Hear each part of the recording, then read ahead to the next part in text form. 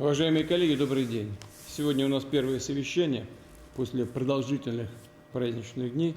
Но, как и договаривались, мы со многими коллегами были в контакте и в празднике. Работа не останавливалась. Сегодня предлагаю поговорить по наиболее актуальным вопросам. Основной вопрос в повестке дня у нас связан с национальными проектами.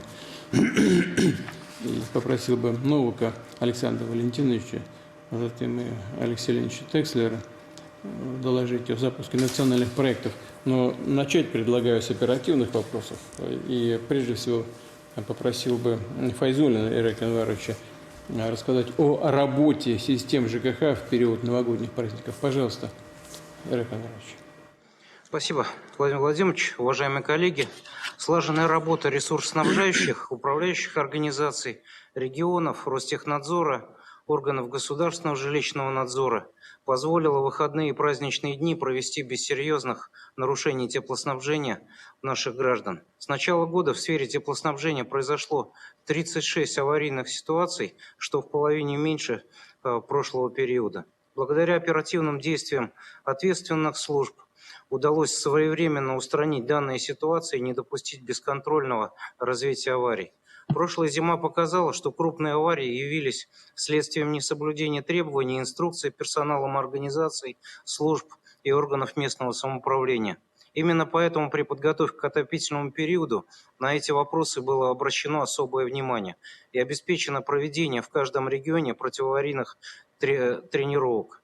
Совместно с Минэнерго России, Ростехнадзором, регионами 11 и 31 декабря и 6 января провели всероссийские совещания по вопросам прохождения отопительного периода и обеспечения бесперебойной подачи тепла потребителям в праздничные дни. Подробно были разобраны аварийные ситуации в населенных пунктах предыдущих периодов, поадресно проанализированы наиболее аварийные участки сетей, которые поставлены регионами на особый контроль. Уважаемый Владимир Владимирович, сегодня отрасль жилищно-коммунального хозяйства, находясь под вашим постоянным вниманием, получает значительные меры поддержки для обновления. Только в прошлом году было реализовано 12 программ, и регионами завершена модернизация более 3000 километров инженерных коммуникаций. В рамках первого этапа программы модернизации коммунальной инфраструктуры за год улучшено качество коммунальных услуг для 2,5 миллионов наших жителей. Вместе с тем, с учетом текущего состояния коммунальных объектов, а также необходимости выведения отрасли на самостоятельное воспроизводство, задач остается много.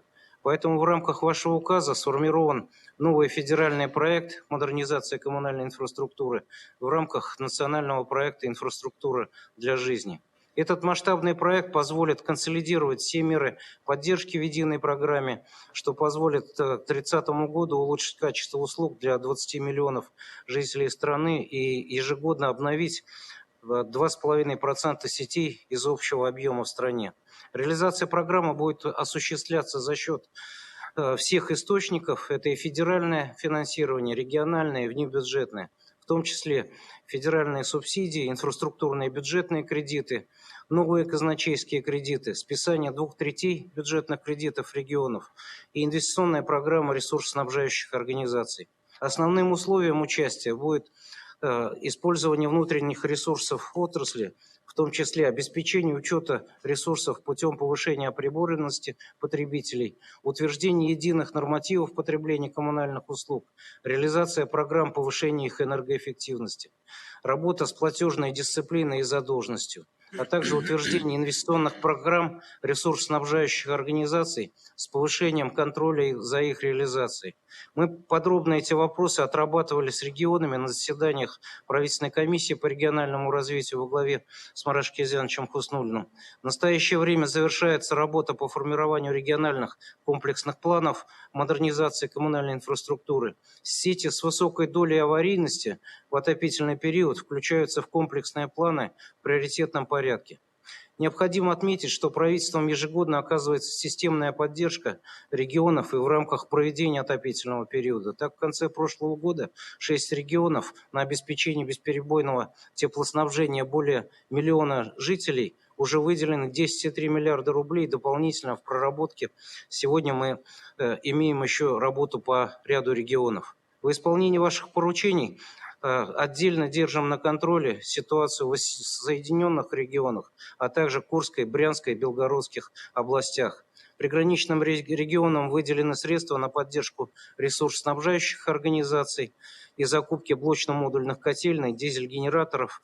Регионы-шефы сформировали 192 аварийно-восстановительные бригады на территории Донецкой и Луганских народных республик, Херсонской и Запорожской областей в составе 1148 специалистов и почти 400 единиц техники. В целом, Владимир Владимирович, на сегодняшний день выстроена системная работа в рамках отопительного периода. Запасов топлива достаточно, техника и персонал на местах в состоянии готовности. Во взаимодействии с регионами продолжаем осуществлять мониторинг и ежедневный контроль за ситуацией. Спасибо за внимание. Доклад закончен. Хорошо. Игорь Иванович, спасибо. У нас новый федеральный проект модернизации коммунальной инфраструктуры, о котором вы сказали. Сколько там объем финансирования до 30 года?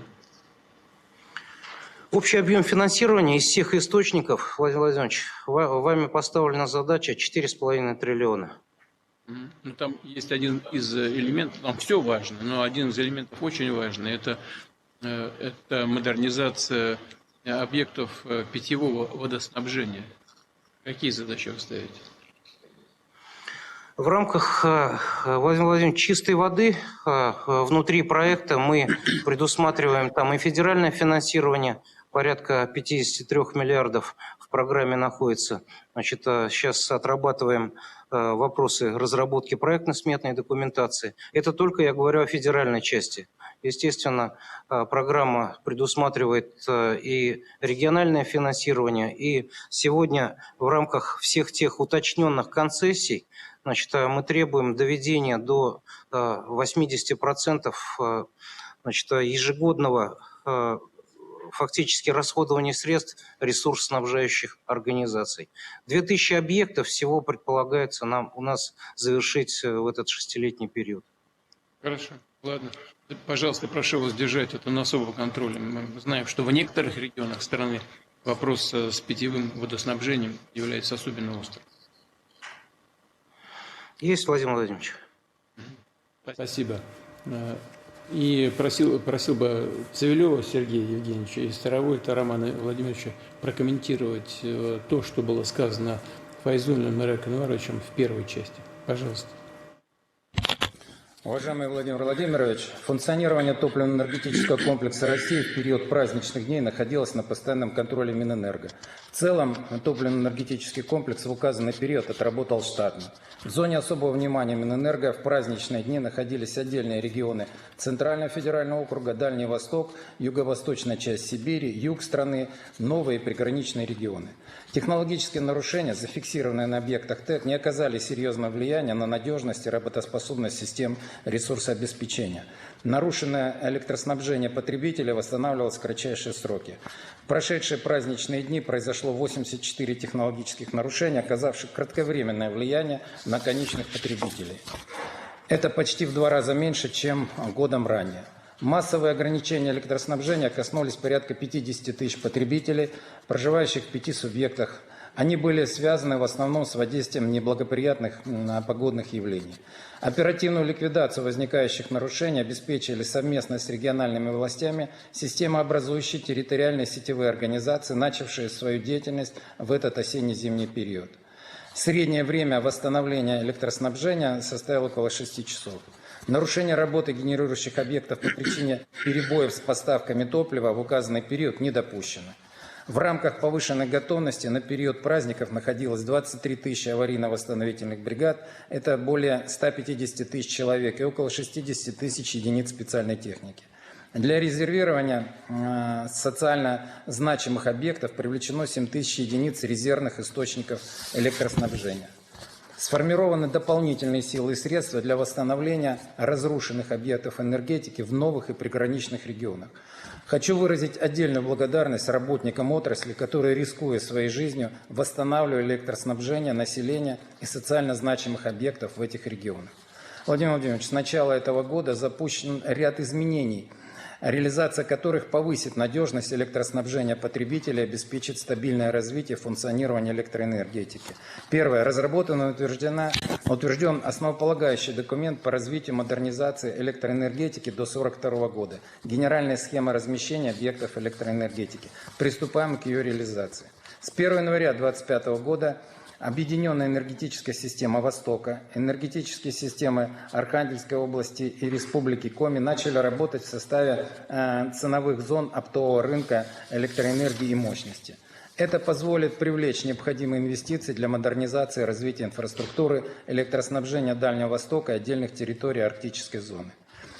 Урегулирован вопрос введения майнинговой деятельности в дефицитных энергорайонах, а именно юго-восточная часть Сибири, Северный Кавказ, новые регионы. Введен временный запрет на ее осуществление с 1 января этого года.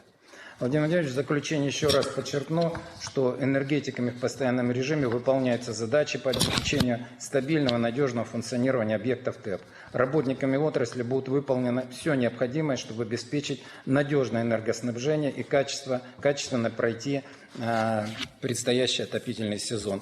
Спасибо за внимание. Доклад окончен. Я со своей стороны тоже хочу поблагодарить работников коммунальных служб, всех коммунальных служб, которые работали в праздничные дни для устранения аварий в оперативном порядке. Понятно, что люди в целом в стране отдыхают, а сотрудники этих подразделений, министерств, ведомств, местных органов власти работают. Это часто связано с большими трудностями, тем не менее задачи выполняются. Спасибо большое. Надеюсь на оперативное реагирование и во всех случаях подобного рода, вне зависимости от того, праздничные это дни или будние. Роман Владимирович, есть какие-то комментарии у вас по транспортному комплексу?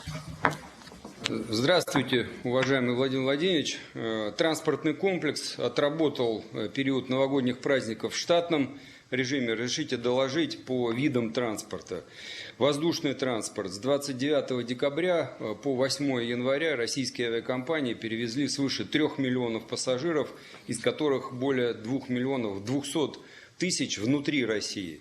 Загрузка на рейсах превысила прошлогодний показатель на 2% и составила 85%, что в очередной раз подтверждает востребованность воздушного транспорта. Новый год люди встречали в самых разных местах. Кто-то отмечал праздник с семьей или друзьями, а кто-то новогоднюю ночь провел на работе или в пути. Непосредственно на борту воздушных судов российских перевозчиков Новый год встретили порядка 6 тысяч человек.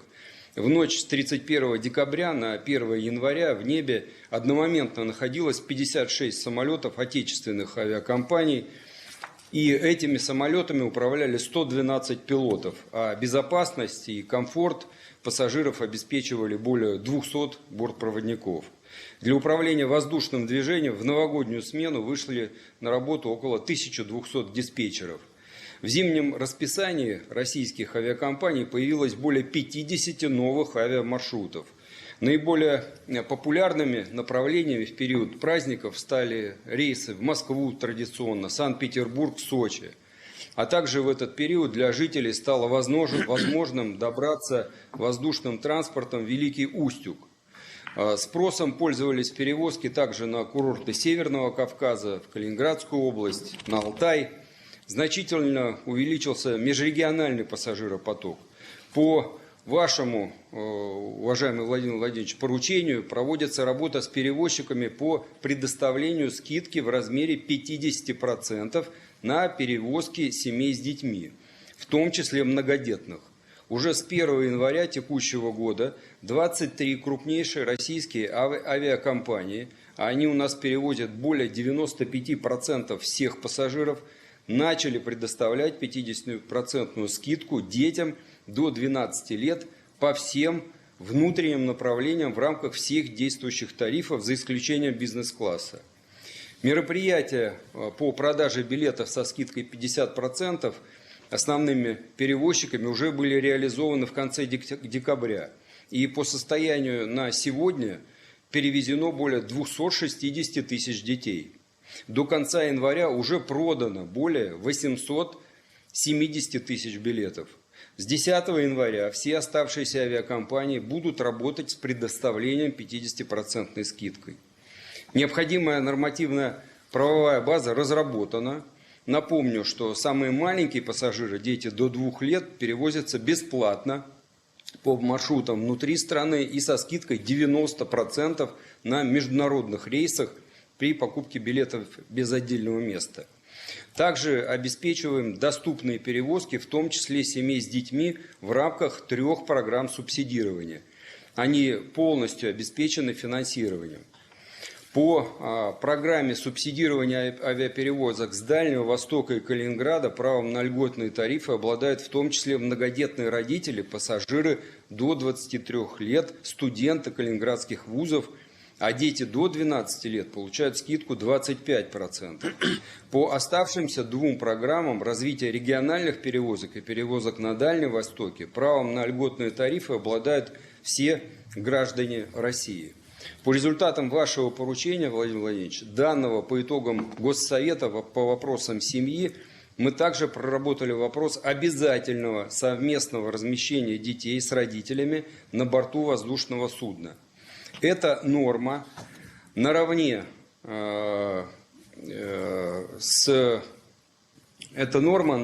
с размещением с родителями на борту воздушного судна по 50% уже учтена в общих правилах перевозок пассажиров, грузов, почты. Изменения в нормативный правовой акт будут зарегистрированы Минюстом до 14 января. Таким образом, ваше поручение будет исполнено в установленный срок. По железнодорожному транспорту. В поездах в Новый год встретили 128 тысяч пассажиров. В новогоднюю ночь по сети российских железных дорог ехало 547 поездов дальнего следования. Для того, чтобы все праздничные поездки состоялись, в Новый год работало более 80 тысяч железнодорожников. Всего в период пикового зимнего пассажиропотока к работе проводниками присоединится 650 участников движения российских студенческих отрядов более чем из 30 регионов России. В период с 27 декабря по 12 января российскими железными дорогами будет перевезено более 7 миллионов пассажиров, что на 2,6% превышает показатели прошлого года. На период праздников назначено 825 дополнительных рейсов в дальнем следовании. Пассажирам было предложено 6 миллионов 100 тысяч мест. Это на 7,2% больше, чем годом ранее. Дополнительные рейсы назначены по наиболее востребованным маршрутам из Москвы в Санкт-Петербург, Мурманск, Петрозаводск, Саранск, Пензу, Казань, Оренбург, Уфу, Ульяновск, Анапу, Адлер, Новороссийск, Ростов, Котлас, Великий Устюг и другие города. Из Санкт-Петербурга в Казань, Киров, Вологду, Адлер, Анапу, Брянск, Ярославль, Мурманск. Из Самары в Адлер, из Ростова в Адлер, Кисловодск, из Симферополя в Москву, из Сартовалы, Чудова, Иваново. В направлении Крыма в период новогодних праздников перевезено 143 тысячи пассажиров. Рост по сравнению с предыдущим годом составил более 2%. Курсировали 11 пар пассажирских поездов круглогодичного назначения и 1 дополнительный пассажирский поезд Симферополь-Москва, который за период праздников совершит 11 рейсов, за счет чего будет дополнительно перевезено 8300 человек. Увеличена составность ряда пассажирских поездов, добавлены дополнительные вагоны. Для улучшения качества обслуживания проведена работа по тематическому украшению вокзальных комплексов для обеспечения безопасной перевозки организованных групп детей на железнодорожных вокзалах Крыма, созданы надлежащие условия пребывания, сформирован штат работников, ответственных за встречу, безопасную посадку, высадку данных организованных групп. Что касается льгот и скидок для детей, в рамках года семьи в 2024 году действовала акция РЖД «Путешествуй с детьми». При оформлении единого заказа на проезд в купе взрослых и детей до 17 лет включительно предоставлялась скидка 15%. По итогам года ей воспользовались порядка 436 тысяч человек. Для семей с 3 и более детьми действует скидка 15% на проезд в купе. По итогам 2024 года перевезено почти 100 тысяч человек, на 12% выше уровня 2023 года. Эта акция РЖД «Большая семья» продолжится и в этом 2025 году. На постоянной основе учащиеся образовательных учреждений с 1 сентября по 31 мая имеют право на скидку в 50% в различных типах вагонов дальнего следования. В рамках всех действующих акций 3,8 миллиона детей воспользовались возможностью проезда на железнодорожном транспорте со скидкой. Владимир Владимирович, по Крымскому мосту с 29 декабря по 8 января в обоих направлениях проследовало почти 100 тысяч транспортных средств. Это на 35% больше, чем за аналогичный период прошлого 2024 года. Мы продолжаем мультимодальные перевозки по единому билету. Организовано 46 таких маршрутов на территории 9 регионов. В 2024 году по всем направлениям перевезено более 15 тысяч пассажиров. Это рост на 10%, чем по сравнению с 2023 годом. Также в зимний период, в том числе на новогодние праздники, наибольшим спросом пользуются перевозки на горнолыжные курорты Северного Кавказа, Кемеровской области.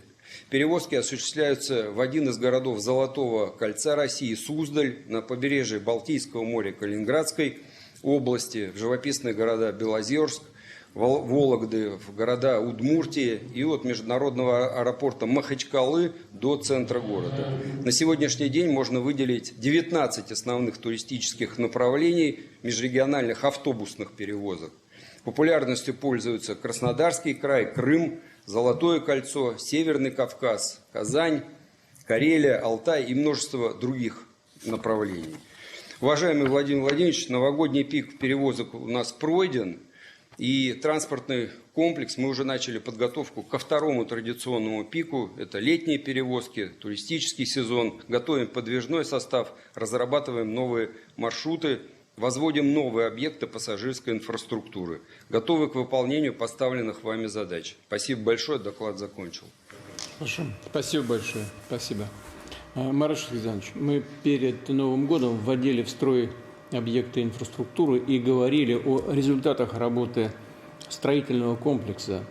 Но окончательные итоги должны быть подведены в наступившем году. Еще, наверное, рановато говорить об этих окончательных итогах. Тем не менее, сейчас уже более-менее понятно, каков результат по стройке. Виктор Владимирович, мы подвели, уважаемый Владимирович, мы подвели предварительные итоги и могу отметить следующее, что благодаря системной поддержке, благодаря вашей системной поддержке, постоянному вниманию и работе штабной правительства с регионами, работе крупных наших инфраструктурных компаний, строительной отрасли в последние годы демонстрирует ежегодный стабильный рост. Мы выросли за прошедший год почти на 2%, а всего в рамках реализации нацпроекта мы выросли на 32%. В рамках национального проекта «Жилье, городская среда, безопасные качественные дороги» мы реализовали все поставленные задачи. Мы их завершили в прошлом году, они стали одними из самыми узнаваемыми и востребованными нацпроектом среди населения. Все поставленные задачи, как я сказал, уже выполнены. Так, за 6-летний период реализации нацпроекта 23,6 миллионов семей улучшили свои жилищные условия. За прошлый год порядка 1,5 миллиона семей. За счет системных мер поддержки обеспечен ежегодный рост объемов ввода жилья с 82 миллионов квадратных метров в 2019 году до 110,4 в позапрошлом году. В прошлом году мы ввели 107,4 миллиона квадратных метров жилья. Это всего лишь на 2,7% ниже, чем рекордный был 2023 год. Но при этом, Владимир Ильич, хочу отметить, что у нас введено рекордный объем индивидуального жилищного строительства. 62 миллиона квадратных метров. Это в 1,6 раз больше, чем в 2019 году. В последние годы в целом значительно вырос спрос граждан на индивидуальное жилье. Этому способствовал рост доходов граждан, пандемия, которая повысила привлекательность жизни за городом, системное развитие транспортной, социальной и коммунальной инфраструктуры, сокращение сроков регистрации прав и кадастрового учета, вовлечение в оборот из неиспользованных земель, а также расширение на ИЖС всех льготных ипотечных программ, за что вам огромное спасибо. Особенно хочу отметить вклад в ввод жилья социальной газификации, которая по вашему поручению теперь стала бессрочной. И благодаря «Газпрому», той работе, которая есть, сотни тысяч домов были введены в эксплуатацию. Сейчас до 30 года мы планируем ввести еще 1 миллион 600 квадратных метров, обеспеченных газом. Это дает огромный прирост. А у нас есть регионы, которые, например, если даже в целом чуть снизился ввод, но есть регионы, которые стабильно из года в год дают прирост. Например, Тюменская область. Они уже в 2 раза превышают показатели, которые у нас были запланированы в нацпроекте, но при этом опять переросли. Это Дагестан, который сделал прорыв, Чечня, Татарстан, значит, Пензенская область, еще целый ряд регионов. Каждый год, Владимир Ильич, мы вам готовим отчет, подготовим по каждому региону, там подробно показано, кто как отработал, там очень интересные цифры. Значит, всего за 6 лет построено 577 миллионов квадратных метров или 12% от всего жилого фонда России. Это даже в масштабах мира такой, серьезный показатель. А когда так вот за короткое время обновили 12% всего жилого фонда. А вообще к 30 году поставлена задача вами не менее 20% обновить. У нас 29,3 квадратных метра сейчас на человека обеспеченность. К 30 году мы надеемся выйти на 33 метра, а к 36 году на 38 метров. Основным инвестором жилищного строительства являются граждане, которые ежегодно вкладывают в строительство от 8 до 10 триллионов рублей. При этом главным способом улучшения жилищных условий, конечно же, стала ипотека. По вашему поручению были запущены ипотечные программы с государственным участием. Они существенным образом поддержали население и строительную отрасль, даже в тот период, когда ставка была высокая. С помощью льготных программ 3,2 миллиона семей улучшили свои жилищные условия. А всего, Владимир Владимирович, с 2019 года выдано 9,7 миллионов ипотечных кредитов на 31 триллион рублей, из которых 13,8 в рамках льготных программ. Из них 11 триллионов ипотек уже населением погашено. При этом у нас является ипотека одним из самых надежных финансовых инструментов с самой низкой просрочкой. Всего у нас ипотечный портфель на 1 января чуть более 20 триллионов, что тоже значительно вырос. Владимир Владимирович, в сентябре вы давали поручение по условиям реализации программы «Семейная ипотека». Вопрос по лимитам по программе снят. Сейчас прорабатываем вопрос о распространении программы на вторичный рынок жилья и снятии ограничений при предоставлении кредитов. Доложим вам отдельно, подготовим. Там большие есть предложения и хорошие, интересные дополнительные меры. Опережающими темпами реализуется программа расселения аварийного жилья. С 2019 года 808 тысяч граждан переехали в новое комфортное жилье из 13,6 миллионов квадратных метров аварийного жилья. Показатели национального проекта перевыполнены. С 2022 года началась реализация новой программы переселения из аварийного жилья, признанным таким после 1 января 2017 года. За 6 лет восстановлены права 254 тысяч обманутых дольщиков, из них 120 тысяч с федеральной поддержкой силами Фонда развития территории. У нас осталось 2 тысячи, которые просто дома достроятся, мы в этом году отдадим. И на региональном уровне у нас осталось около 7 тысяч дольщиков, которые еще нужно проблему закрыть. Большое внимание уделяется повышению качества среды для жизни наших граждан. Доля городов с благоприятной средой для жизни значительно увеличилась. Благоустроено более 72 тысяч общественных и дворовых территорий, реализовано 832 проекта в рамках всероссийского конкурса лучших проектов в малых городах и исторических поселениях. Но и самое главное, что наши жители очень активно в это втянулись. В прошлый год 17,2 миллиона человек проголосовало на информационной платформе за проекты благоустройства. Это очень востребованная программа. Спасибо, что вы ее поддержали. Деньги у нас есть до 30 года. Будем это развивать. У нас большая работа сделана с Государственной Думой и Советом Федерации по снятию ограничений. Для этого было 140 федеральных законов принято, 670 поправок, что позволило нам сократить сроки инвестиционные с 2181 дня до 1300. ставим задачу в новом нацпроекте до 1000 дней сократить эти сроки. Владимир Владимирович, все поставленные вами задачи и национальные цели развития комфортной и безопасной среды для жизни выполнены. К 30 году все эти проекты перешли в инфраструктуру для жизни. Мы обеспечим полностью преемственность. Все ваши поручения учтены. И хотел бы еще, знаете, отметить, вот мы 1100 объектов построили за счет федерального бюджета, но есть ряд знаковых объектов, которые вы держали на контроле, просили их достроить к концу года. И сегодня можно уже сказать, что вот буквально последние дни был достроен музей Мирового океана в Калининграде, вы когда были там, поручения давали. Вы давали поручение по Санкт-Петербургской государственной консерватории имени Римского-Корского, которая тоже получила решение на ввод. Но еще такие знаковые объекты были сданы, как Третьяковская галерея в прошлом году, Академия хореографии в Севастополе. Еще огромное количество объектов, которые будут радовать наших жителей. Доклад закончил, Владимир Ильич. Надеюсь, что и в рамках нацпроекта будем также продолжать эту работу. Спасибо. Да. Спасибо. Марат Шахриянович, в целом объем выдаваемых ипотечных кредитов, он сократился? Насколько?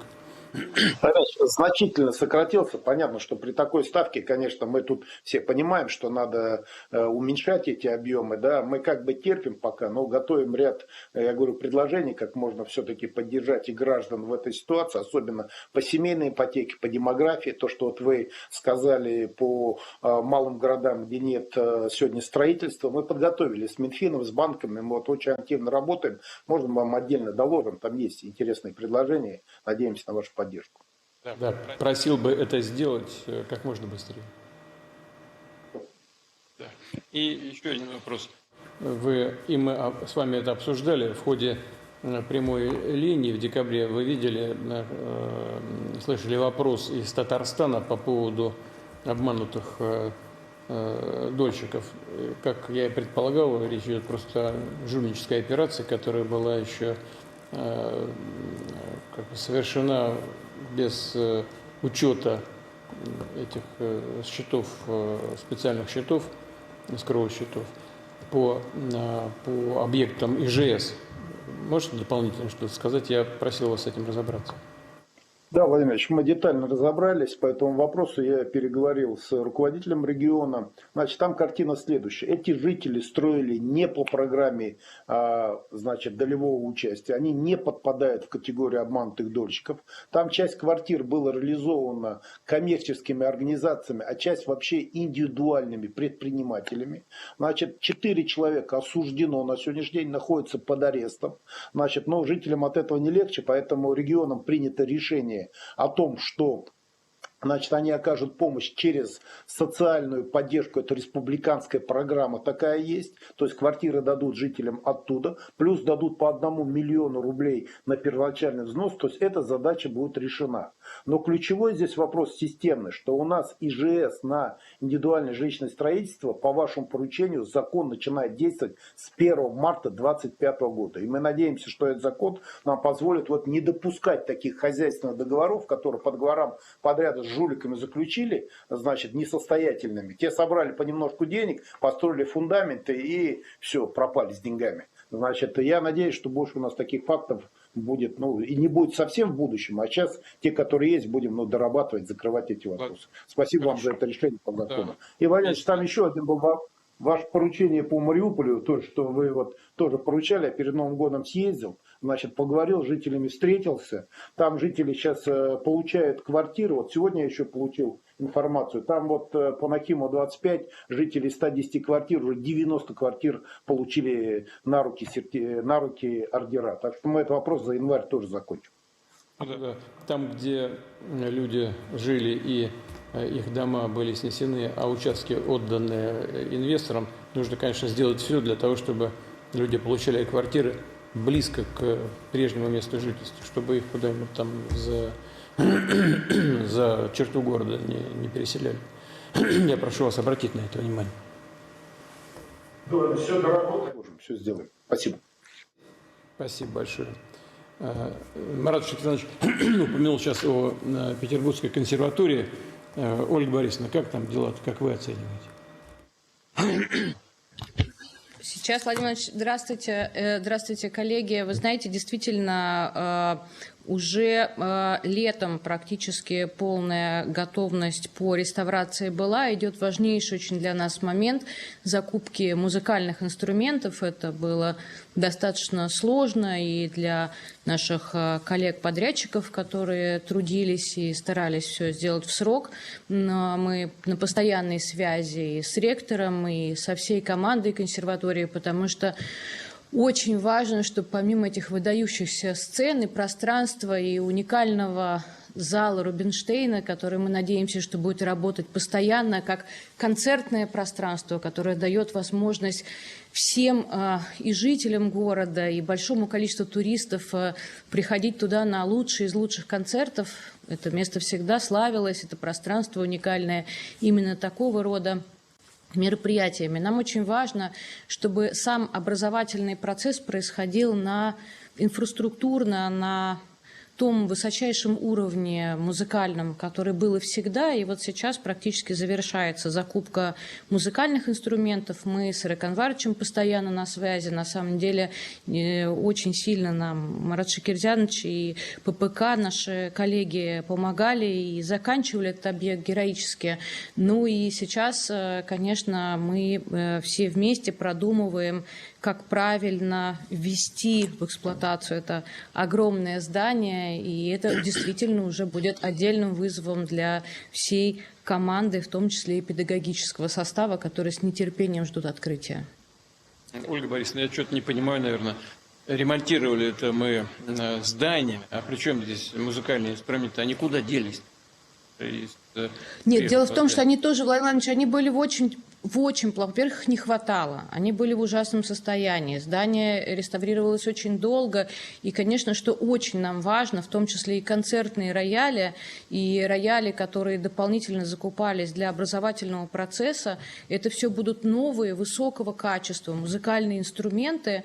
И это действительно очень важно в образовательном процессе. Ну и когда открывается новое пространство концертное, очень важно, что все музыкальные инструменты, которые сейчас, в том числе, это же не только в Петербурге происходит, и в наших новых образовательных кластерах, там тоже везде закупаются новые музыкальные инструменты, и частично в рамках образовательных это происходит вместе с нашими коллегами из Минпромторга. Поэтому вот сейчас уже фактически это последняя завершающая стадия. Хорошо, ладно. Но все-таки надо посмотреть, где старые-то музыкальные инструменты, которые раньше были в консерватории, некоторые десятилетия.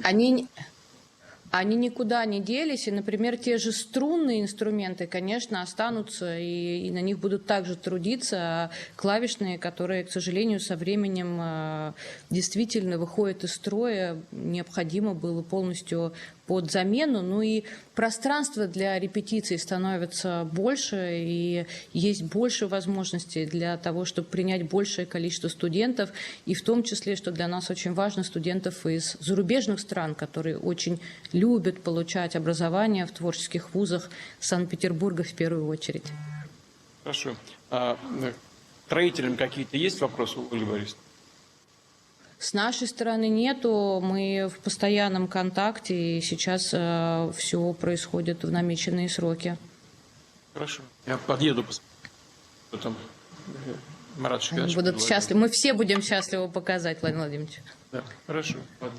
У меня еще один вопросик. Мы с вами в Казани, да, с коллегами из Китая обсуждали возможность совместной работы в области кинематографии. Что там в этом отношении продвигается? Потому что у нас с моим коллегой, с руководителем, лидером Китайской Народной Республики скоро разговор будет телефонный. Что в этом плане? Удалось что-то сделать? Как-то идет совместная работа в этом направлении? Да, спасибо вам большое. Действительно, необходимо отметить, что наши китайские партнеры прошли очень большой путь в сфере кино, и символично, вы знаете, что в второй половине 50-х годов прошлого века один из первых наших совместных российско-китайских фильмов назывался «В едином строю». Название этой картины сейчас может стать таким заглавием новой страницы в истории взаимодействия в области кино, и китайский кинорынок сейчас крупнейший в мире. В этой связи связи открываются новые возможности для создания кинопродуктов и продвижения отечественных достижений в нашем одном из важнейших из искусств. Сразу после встречи в Казани мы провели переговоры с медиакорпорацией Китая и госуправлением КНР по кино. Китайские коллеги подтвердили свою заинтересованность в наращивании темпов сотрудничества. Вместе с тем, очень важно отметить, что наши партнеры, в первую очередь из кинобизнеса, не в полной мере знают возможности ведущих российских кинопроизводителей и, несмотря на имеющийся опыт создания совместных проектов, очень осторожны в принятии решений, поэтому мы предложили им обеспечить системный подход для достижения целей по активизации взаимного продвижения лучших национальных фильмов и создания совместного кино, которое не имеет ограничения для показа на территории Китая и способны продемонстрировать общие ценности наших народов. Минкультуры России подготовлен проект межведомственного плана действий в области совместного кинопроизводства. Документ уже передан китайской стороне в начале декабря 2024 года. В начале этого года планируем организовать рабочую поездку делегации ведущих кинематографистов в Китай в целях знакомства с главными центрами киноиндустрии Поднебесной. И мы говорили как раз о том, что одной из самых ожидаемых кинопремьер этого года уже в феврале выйдет приключенческая кинолента «Красный шелк». Она основана на реальных событиях 1927 года. В Подмосковье проходил 6-й съезд Компартии Китая, единственный в истории, состоявшийся за пределами КНР. Это наш совместный проект, он уже получил одобрение со стороны наших коллег в Китае. Далее, что еще важно отметить, в целях практической реализации наших договоренностей о создании совместной кинопродукции на системной основе предложили китайским партнерам устроить презентацию проектов совместного кинопроизводства. Каждая сторона представит на рассмотрение 2 художественных, 2 документальных, 2 анимационных проекта. Также предложили партнерам организовать туры по живописным местам России для китайских кинопродюсеров, для возможных последующих съемок. И то же самое сделать в Китае для российских кинокомпаний. В ближайшее время состоятся наши переговоры с руководителем медиакорпорации Китая Шэнь Хансюном, который курирует ЦК Компартии Китая сферу кино и медиа для утверждения вот этих всех наших намеченных планов. Мониторинг совместной работы по развитию киносотрудничества будет осуществлять подкомиссия по сотрудничеству в области кинематографии Российско-Китайской комиссии по гуманитарному сотрудничеству. Кроме того, еще одним важным ключевым направлением нашего взаимодействия является проект учреждения Евразийской академии кинематографических искусств и проведения открытой Евразийской кинопремии, над которыми работаем в рамках межправительственной дорожной карты по гуманитарному сотрудничеству до 30 года. Рассматриваем эту инициативу как такое дополнительное окно возможностей по продвижению российских фильмов на китайском кинорынке, а также такую эффективную платформу для совместной поддержки производства качественного и содержательного кино. В контексте продолжающихся годов культуры России и Китая планируем организовать специальную тематическую сессию для кинематографистов 2 стран на площадке 11-го Санкт-Петербургского нашего форума объединенных культур, что позволит оценить эффективность и сфере часы по развитию кинодиалога с Китаем. И таким образом рассчитываем, что вышеуказанные инициативы дадут такой мощный старт для появления новых российско-китайских кинопроектов, а также творческих и производственных контактов, которые в полной мере задействуют потенциал двустороннего сотрудничества. Хорошо. Дайте мне, пожалуйста, информацию в виде справочки, хорошо? Да. Разговоры с друзьями с нашими. Спасибо большое. Пожалуйста, Новак Александр Валентинович о запуске национального проекта. Добрый день, уважаемый Владимир Владимирович, уважаемые коллеги. По вашему поручению, Владимир Владимирович, правительством совместно с профильными комиссиями Госсовета, экспертным сообществом, бизнесом завершена работа по подготовке новых национальных проектов на период до 2030 года. 20 декабря Президиумом Совета по стратегическому развитию и национальным проектам были утверждены паспорта всех 19 национальных проектов, включая 8 проектов технологического лидерства. Общий объем финансирования новых национальных проектов на всю шестилетку составляет более 57 триллионов рублей, из которых свыше 40 триллионов – это средства федерального бюджета, более 13 триллионов рублей – это внебюджетные средства. По итогам декабрьского заседания Совета по стратегическому развитию и национальным проектам вами был дан ряд поручений Они касались как общесистемных вопросов, так и точечных корректировок отдельных национальных проектов. Позвольте доложить, что было сделано. По вопросу стимулирования развития автономных интеллектуальных транспортных систем.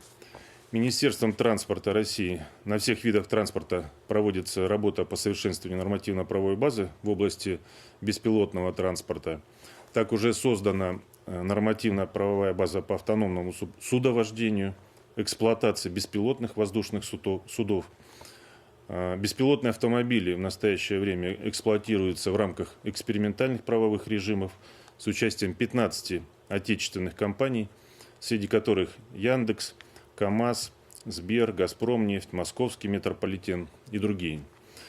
Регулируем отношения по эксплуатации беспилотного транспорта, в том числе в целях предоставления транспортных услуг и коммерческих перевозок грузов на территории 38 регионов. В этом году для беспилотных грузовиков будет установлен бесплатный проезд на платных участках автомобильных дорог М11 Нева и ЦКАД. Доработано включение также в национальные проекты мероприятий, предусматривающих создание условий для повышения эффективности использования сырья, вовлечение в оборот вторичных ресурсов в сфере строительства и производства строительных материалов.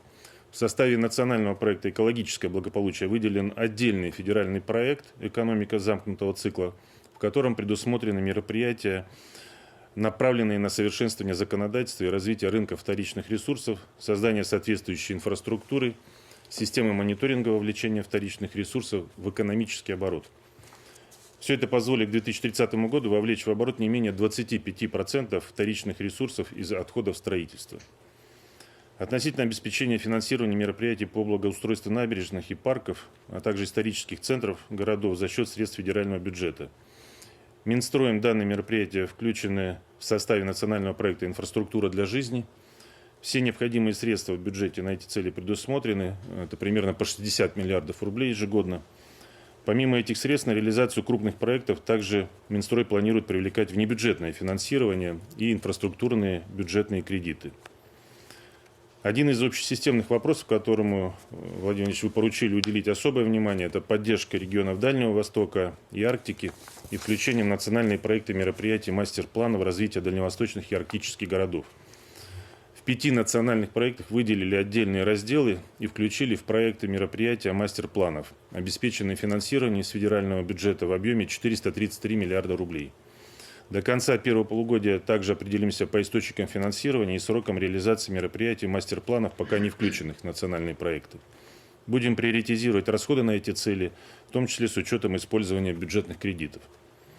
Еще один вопрос – это нацеленность всех нацпроектов на поддержку семей с детьми. Минтрудом совместно с заинтересованными органами власти, комиссиями Государственного совета проведен анализ всех национальных проектов по учету в их составе мероприятий, направленных на повышение качества жизни семей, имеющих детей, а также мероприятий, направляемых на повышение рождаемости. По итогам проделанной работы, помимо профильных национальных проектов, семья, молодежь и дети, продолжительная и активная жизнь, инфраструктура для жизни, в рамках которых будут создаваться новые детские сады, школы, поликлиники, молодежные центры, были доработаны и дополнены соответствующими мероприятиями другие национальные проекты. В частности, в национальном проекте «Туризм» в рамках программы льготного кредитования предусмотрены требования к инвестиционным проектам в части наличия семейных номеров. В национальном проекте «Эффективная и конкурентная экономика» также включены мероприятия, направленные на формирование долгосрочных сбережений граждан. В национальном проекте «Транспорт» при строительстве аэровокзальных комплексов обязательно будут предусматриваться комнаты матери и ребенка. Еще 2 поручения касались корректировки значений показателей национальных целей. В части показателя авиационной подвижности Министерство транспорта пересмотрело плановые значения, исходя из фактически достигнутых в 2024 году. В результате планы на ближайшую трехлетку увеличены в среднем на 7%, что обеспечивает ежегодный рост показателей. В едином плане по достижению национальных целей новая целевая линейка уже зафиксирована, и она также будет зеркально отражена в паспорте нацпроекта «Эффективная транспортная система». В части показателей национального проекта «Беспилотные авиационные системы» Министерством транспорта и Росавиации предлагается следующий подход к созданию инфраструктуры для беспилотников. Перейти к созданию посадочных площадок без капитального строительства на основе запросов эксплуатантов развивать мобильные площадки с привлечением инвесторов. Планируется наращивать объемы и приоритизировать ресурсы уже в ходе реализации проекта, ориентируясь в первую очередь на заказ и потребность в беспилотниках в различных отраслях экономики. Уважаемый Владимир Владимирович, резюмируя, хочу отметить, что на сегодня все паспорта 19 национальных проектов проработаны, утверждены. Все необходимые показатели и результаты в паспортах национальных проектов декомпозированы на субъекты Российской Федерации.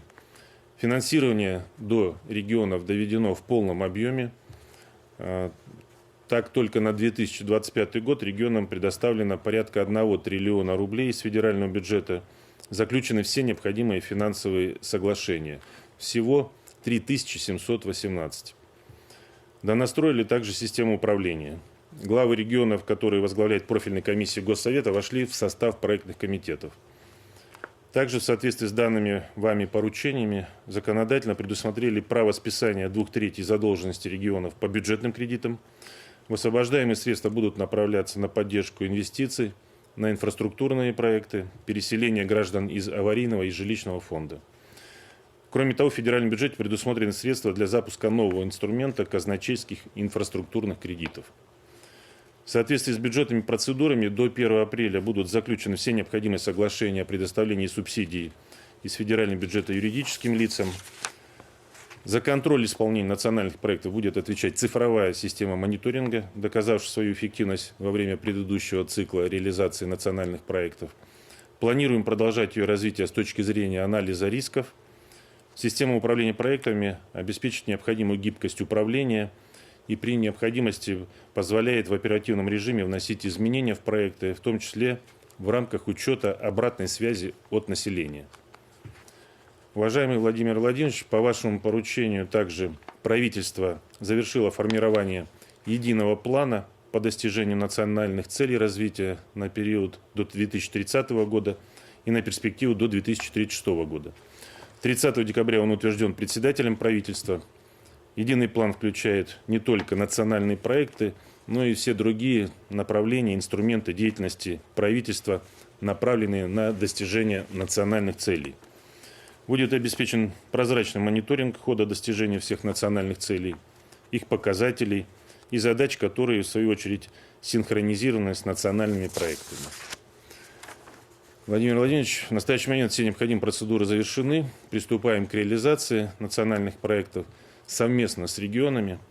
И о первых результатах доложим по итогам первого полугодия на Совете по стратегическому развитию и национальным проектам. Спасибо за внимание. Доклад окончен. Спасибо. Алексей Леонидович, добавите? Да, уважаемый Владимир Владимирович, все комиссии Госсовета активно принимали участие в подготовке новых национальных проектов. Сейчас паспорта нацпроектов утверждены. В декабре все регионы заключили необходимые финансовые и нефинансовые соглашения. Финансирование в рамках утвержденного федерального бюджета доведено. Регионы сформировали и утвердили свои бюджеты на 2025 и последующие годы с учетом новых национальных проектов и начинают их реализацию. Работа предстоит большая, и сейчас на региональном уровне необходимо пройти все стадии подготовки проектно-сметной документации, своевременно заключить контракты и организовать работу на муниципальном уровне. Всем главам регионов важно держать эту работу на особом контроле.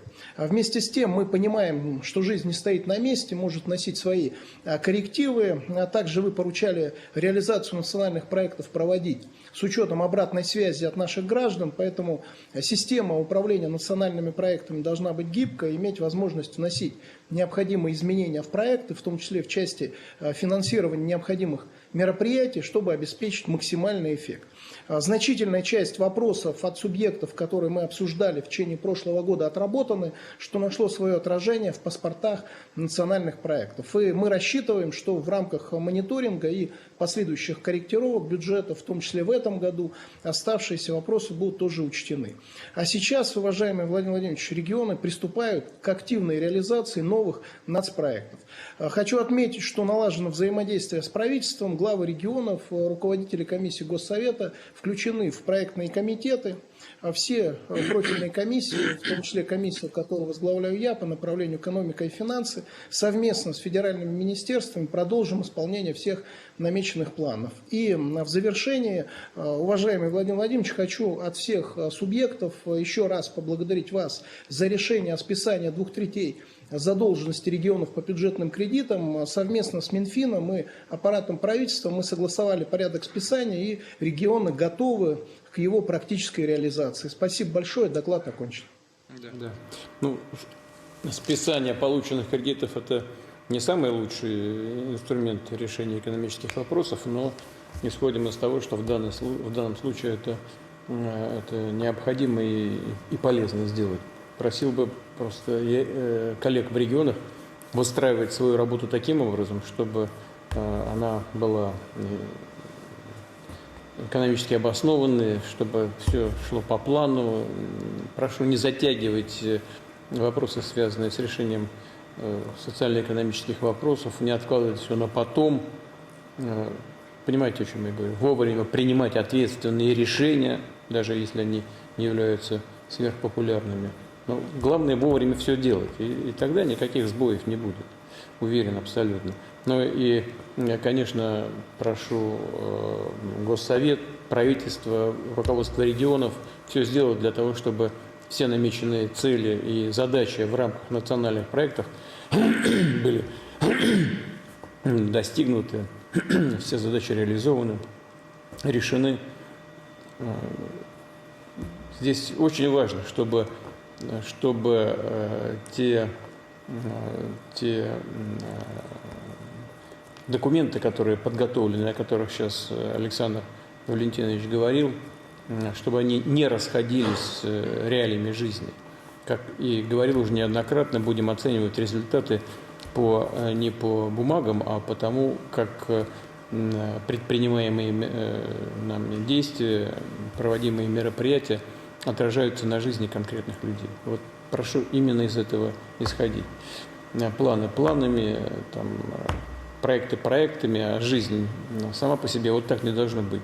Все должно быть посвящено реальному результату.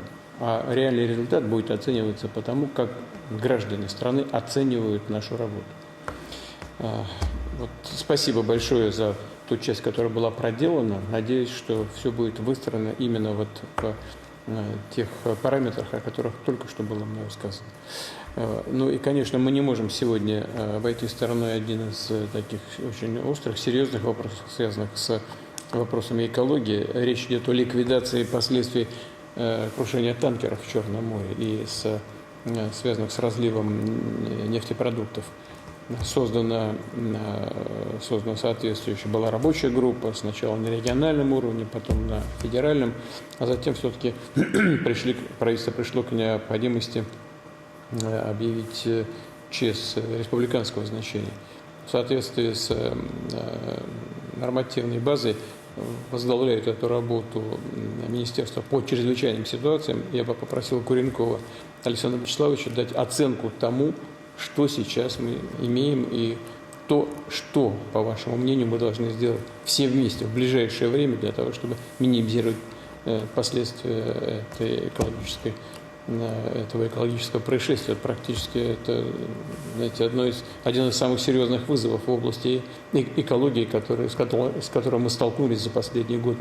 Прошу, Александр Вячеславович. Уважаемый Владимир Владимирович, ликвидация последствий разлива нефтепродуктов в результате крушения танкеров в акватории Керченского пролива находится на особом контроле. Решение правительственной комиссии 26 декабря 2024 года данная обстановка отнесена к чрезвычайной ситуации федерального характера и установлен федеральный уровень реагирования. С целью оперативного выявления пятен мазута на поверхности воды и выбросов на берег организован постоянный мониторинг обстановки, в том числе путем дистанционного зондирования Земли из космоса, а также периодических облетов авиационной техникой. Полученные данные оперативно анализируются и незамедлительно доводятся до органов управления. Это позволяет своевременно принимать решения по наращиванию группировки и маневрированию силами на отдельных участках береговой линии. В период новогодних праздников Под руководством моих заместителей организовано ежедневное заслушивание межведомственных оперативных штабов Краснодарского края, Республики Крым и города Севастополя о проделанной работе, а также по оперативному рассмотрению возникающих проблемных вопросов на территориях. Кроме того, с 5 по 8 января в Краснодарском крае дополнительно прибыли аэромобильные группировки главных управлений МЧС России по Ростовской области, Донского, Волжского и Уральского спасательных центров общей численностью свыше 300 человек и 57 единиц техники. Координацию их работы на месте осуществляет оперативная группа Центрального аппарата МЧС России.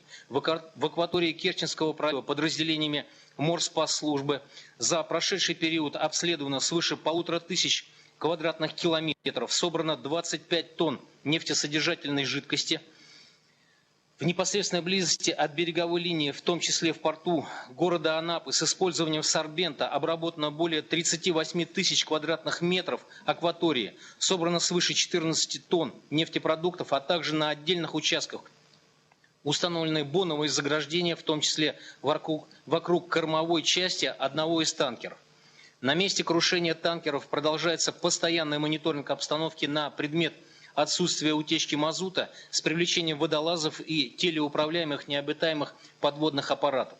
Кроме того, для откачки нефтепродуктов из затонувших судов из города Санкт-Петербург к месту проведения работ доставлена специализированная нефтесборная система. Установка собрана и готова к работе. Проведены все необходимые береговые испытания, ведутся подготовительные мероприятия по ее применению. Уважаемый Владимир Владимирович, теперь подробнее о ситуации на береговой линии. Наибольшего внимания требует обстановка в Краснодарском крае. Здесь выявлены места выхода мазута на берег от города Анапы до Темрюкского района. На сегодняшний день определены 6 основных участков проведения работ по сбору нефтепродуктов общей протяженностью 63 километра. На береговой линии собрано свыше 139 тысяч тонн загрязненного песка и грунта, который в дальнейшем будет подвергаться очистке с целью вторичного использования. Уже сейчас на оборудованную площадку временного хранения в хуторе Воскресенский и полигоны коммерческих организаций вывезено свыше 100 тысяч тонн загрязненного песка. Его очистка начнется в ближайшее время силами 4 специализированных предприятий Краснодарского края. Несмотря на то, что на береговой линии основной объем нефтепродуктов собран в результате сильного ветра и нагонной волны почти ежедневно мы фиксируем повторные локальные выбросы мазута на берег, которые оперативно ликвидируются. В настоящий момент группировка сил на территории Краснодарского края составляет 7 тысяч человек и 650 единиц техники. От МЧС России задействованы аэромобильные группировки главных управлений МЧС России по Краснодарскому краю, Ростовской области, Уральского, Волжского, Донского спасательных центров, а также Южного регионально-поискового спасательного отряда. Теперь, что касается Крымского полуострова. Здесь основные усилия также направлены на обследование береговой линии и выявление выбросов мазута. Собрано и вывезено на полигон свыше 270 тонн загрязненного песка и грунта для дальнейшей утилизации.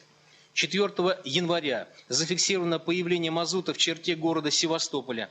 На сегодняшний день собрано и подготовлено к вывозу 141 тонна загрязненного песка. Местом его утилизации определена специализированная организация в городе Балаклаве. Группировка сил на территории Республики Крым и города Севастополя составляет более 1000 человек и 136 единиц техники. Работа продолжается. Мазутные пятна также обнаружены вдоль береговой линии острова Тузла в районе Крымского моста. Здесь работа проводится силами Минтранса России. Уважаемый Владимир Владимирович, общая группировка, задействованная для ликвидации последствий чрезвычайных ситуаций в Крыму и Краснодарском крае, составляет свыше 8 тысяч человек и более 800 единиц техники. В том числе подразделения МЧС России, Минтранса России, Росморречфлота, Росприроднадзора, Росгидромета, Росрыболовства, территориальные подразделения РСЧС Краснодарского края, Республики Крым и города Севастополя, а также волонтеры. Неравнодушные люди всегда приходят нам на помощь при любой чрезвычайной ситуации. Эти граждане самых разных возрастов и профессий, однако их всех объединяет активная жизненная позиция и чувство ответственности за будущее. Хочется сказать всем этим людям большое спасибо. Уважаемый Владимир Владимирович, организовано всестороннее обеспечение привлекаемых сил, созданы необходимые условия для отдыха, спланирована ротация личного состава. Является горячее питание, средства индивидуальной защиты и необходимый инвентарь. Дополнительно сформирован резерв сил МЧС России. Это личный состав Невского и Тульского спасательных центров, а также аэромобильные группировки главных управлений МЧС России по Ставропольскому и Краснодарскому краям, Волгоградской, Астраханской, Самарской и Саратовских областей. Кроме того, на территории Краснодарского края и Республики Крым со складов Росрезерва, а также с территории Херсонской области, Донецкой народной и Луганской народных республик дополнительно доставлено 364 тысячи мешков для загрязненного грунта. Создан необходимый запас на случай ухудшения ситуации. Уважаемый Владимир Владимирович, обстановка находится на особом контроле, работа продолжается, доклад окончен. Да. Вот, из того, что я вижу, и из той информации, которую получаю, делаю вывод о том, что все, что делается по минимизации ущерба, пока явно недостаточно. Повторяю еще раз, сначала сказали, что все это будет делаться на региональном уровне, потом все-таки пришли к выводу, что эта работа должна вестись на федеральном, потом пришли к выводу, что необходимо объявить федеральную чрезвычайную ситуацию и так далее. Нужно образовать комиссию соответствующий штаб, который работал бы прямо на месте. И не на местном уровне, а чтобы он возглавлялся руководителями, ответственными работниками из министерств и ведомств, которые были бы делегированы прямо на место катастрофы. Это первое. Второе. Нужно все сделать для того, чтобы решить вопрос о прекращении утечек нефтепродуктов из подтопленных танков. Далее, необходимо уже сейчас подумать и разработать планы подъема этих подтопленных танков. Это отдельная большая работа, связанная с подготовкой соответствующих специалистов и техники и выделением необходимых финансовых ресурсов заранее. Теперь, что касается волонтеров, им, конечно, огромное спасибо за их, как вы сказали, гражданскую позицию. Надеюсь, что с не меньшим уровнем ответственности и должностные лица будут относиться к тому, чтобы минимизировать последствия этой аварии и катастрофы. Здесь проблем, повторяю, много и технических, и финансовых, и технологических. Нужно все это собрать сейчас, все проанализировать и систематизировать. И прошу руководство правительства отнестись к этому соответствующим образом. И соответствующие службы, министерства, ведомства, все проработать и доложить предложения о том, как будет организована эта работа в самое ближайшее время, и иметь в виду перспективу повышения температуры воды в Черном море весной и, соответственно, тем более летом. Вот к этому моменту, если не все, то основные работы по минимизации потерь и для экономики, и для экологии должны быть не только сверстаны эти предложения, но и должна быть начата их реализация самым активным образом. Прошу докладывать об этом и руководству правительства, и председателю правительства, и мне.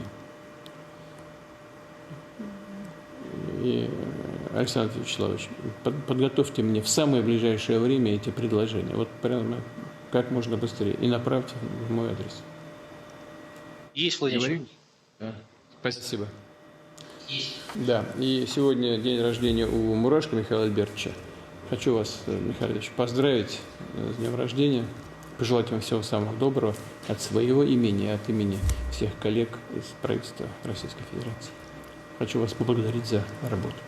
Спасибо большое. Спасибо большое, Владимир Владимирович. Спасибо большое. Служу России.